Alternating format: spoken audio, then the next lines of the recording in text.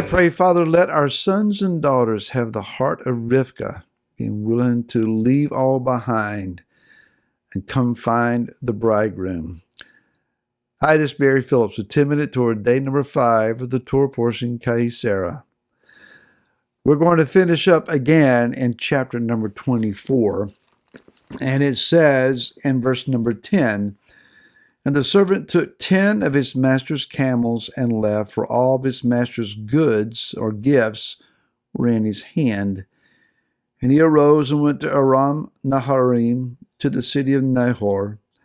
And he made his camels kneel down outside the city by a fountain of water at evening time, the time when women go out to draw water.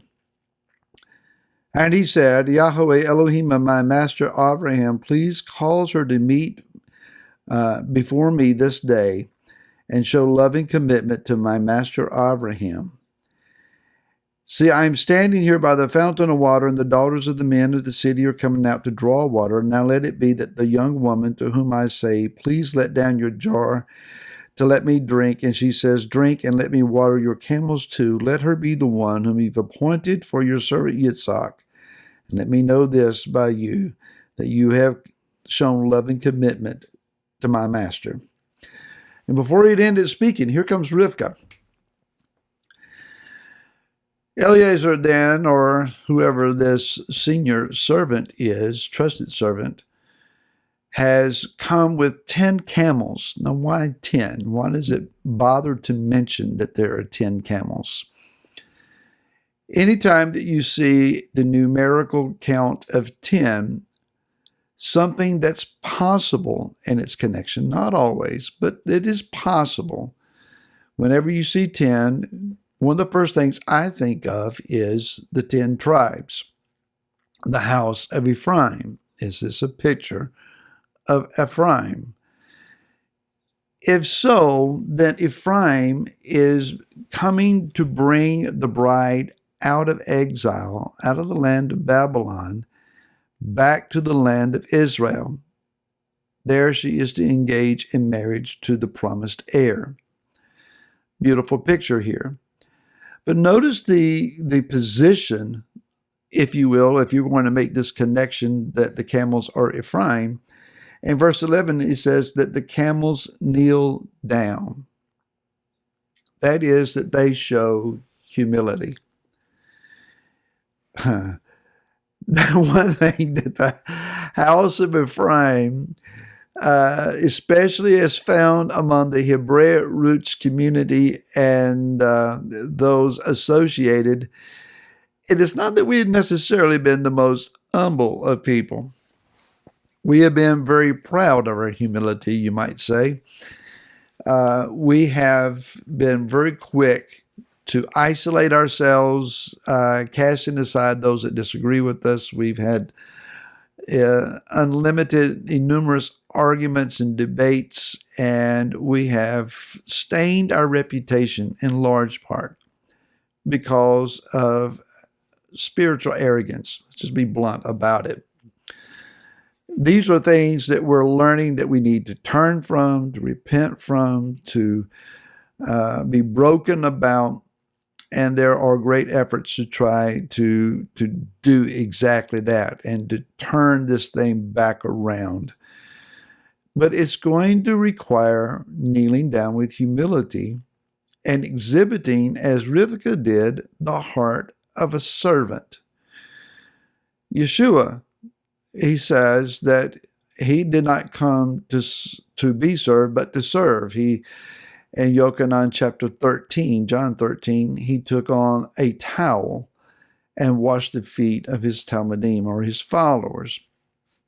And so there is this willingness to serve one another. And he says, if I have done to you, so you should do one to the other. It's not necessarily that we wash one another's feet, although that's a good thing to do on occasion, but it's the idea of washing and cleansing one another through prayer and through servanthood. So Eliezer has prayed for this particular demeanor and attitude to be found in the bride. She is found at a well of water. Repeatedly, we see this picture. Moshe finds his wife Zipporah at a well of water. The bride for Yitzhak is found at a well of water. Yaakov finds his bride Rachel at a well of water.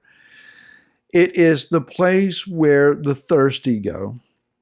Those who are thirsting, as Yeshua typified in the book of Yochanan, John chapter number 4, the woman at the well. If you only knew who it was that was talking to you, you would ask of him, and he would give to you living water so that you would never thirst again.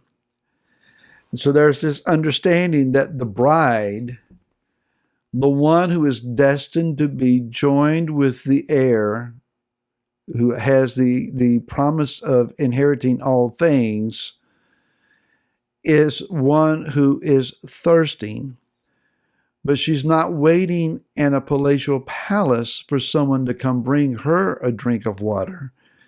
She's the servant-hearted one who goes and gets the water so that others may share. The woman at the well, once she had drank from this living water Yeshua offered to her, not H2O, but I mean it's the water of the Spirit. She was indeed spiritually satisfied and ran to tell everyone in town that had laughed at her, "Come see a man who told me all that I ever did." She spread the news of this living water, and the entire town came to Messiah. What a heart.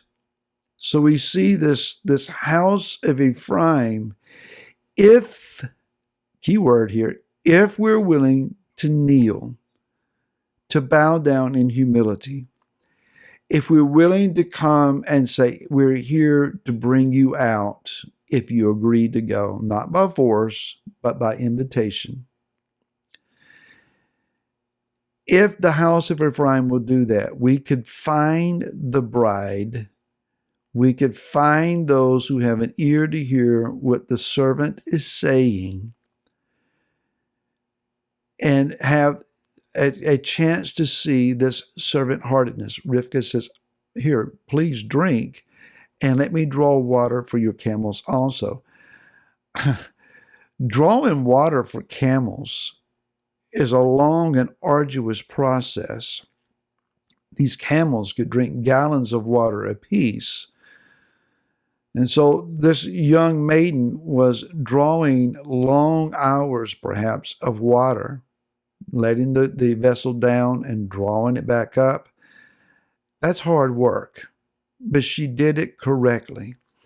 Now, what I also find interesting is that when she went home with the gifts that the servant gave to her, that her family got excited, not because that she was going to get married or had the opportunity to be given to a son of a wealthy man, but what's in it for me? They're expecting gifts, and so they do receive gifts, but they're excited about what they're getting out of the process. When you're willing to come out of Babylon, when you're willing to lay aside the things of your past understandings, your past practices of worship, etc., there are those that they may chide you, but they may also say, "Well, what is in it for me? What does this mean to me?" For Rivka, they asked, "Are you willing to go?" And she said, "I'm willing to go." Now, one last point here. What's interesting to me is that since the time of the Akedah, since he was laid on the altar, we have not seen Yitzhak. We don't know. He doesn't seem to show up at his mama's funeral. And though he's being provided for, it's not as though he's telling Eleazar or whoever the servant is, "Please make sure that she has blue eyes, green eyes, this color hair, get me a good-looking wife." He shows up in the fields praying. Yah, his son, Yeshua, is praying for the bride, interceding, ever living to make intercession for us. What a grand reunion we're going to have when we finally meet. Shabbat shalom to you, your family, all who gather with you. We look forward to seeing you again next week. Until then, shalom.